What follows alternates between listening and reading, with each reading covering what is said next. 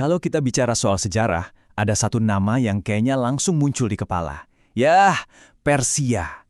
Gambaran kekaisaran yang megah, kuat, luar biasa. Tapi hari ini, nama yang kita dengar itu beda, Iran.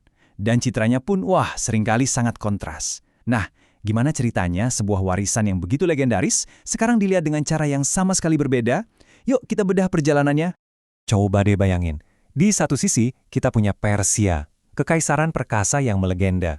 Di sisi lain, kita punya Iran, nama yang sekarang ini, jujur aja, lebih sering kita dengar di berita-berita soal konflik atau ketegangan politik.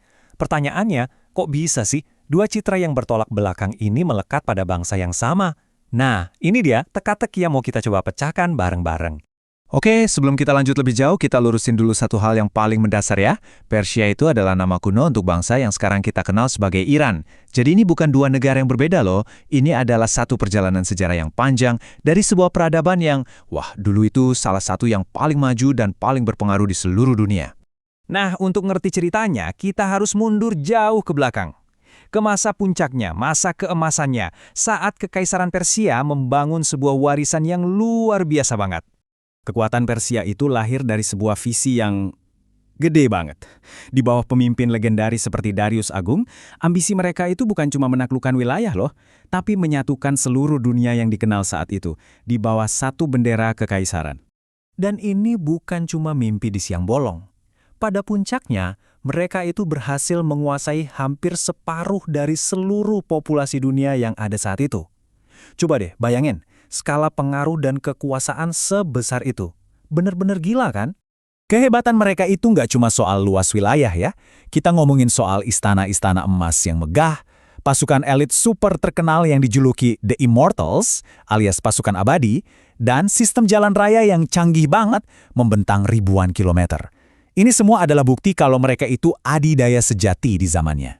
Tapi ya, seperti yang kita tahu, cerita itu terasa jauh banget dari sekarang. Semuanya sudah berubah drastis. Sekarang, yuk kita lompat ke masa kini. Kita lihat gimana bangsa ini dipandang hari ini lewat kacamata berita modern yang kita konsumsi setiap hari. Sayang banget ya, ingatan dunia tentang mereka sekarang bukan lagi soal istana emas atau jalan raya yang canggih, tapi lebih seringnya karena alasan yang sama sekali berbeda yang muncul di berita utama. Dan slide ini nunjukin kontrasnya dengan sangat jelas. Dulu yang dibicarakan itu nama besar seperti Darius Agung. Sekarang yang kita lihat ya cuma berita utama di TV. Dulu ada istana emas yang megah. Sekarang yang jadi sorotan itu konflik militer. Pasukan abadi yang legendaris itu sekarang digantikan sama pembahasan program rudal. Jalan raya kerajaan yang hebat diganti sama lini masa politik di media sosial. Pergeserannya tajam banget ya. Jadi pertanyaan besarnya adalah, apakah warisan yang segitu agungnya ini beresiko memudar, bahkan hilang, saat sejarah harus berhadapan langsung dengan derasnya arus berita utama? Ada sebuah kutipan yang menurut saya merangkum dilema ini dengan sempurna. Kejayaan bisa abadi di buku sejarah, tapi bisa hilang di mata generasi yang hanya membaca dari lini masa. Sebuah pemikiran yang dalam banget. Jadi, ini dia inti masalahnya. Warisan sejarah yang begitu dalam, begitu kaya, yang dibangun selama ribuan tahun itu, bisa banget jadi terasa dangkal, bahkan terlupakan hanya karena kita terus-menerus dijejali sama arus informasi dan peristiwa masa kini. Sejarah yang kompleks itu, tahu-tahu disederhanakan jadi beberapa kata kunci di berita.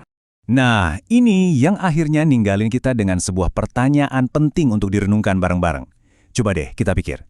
Bangsa mana lagi yang ceritanya kita sederhanakan? Yang kita lihat cuma dari berita utamanya aja.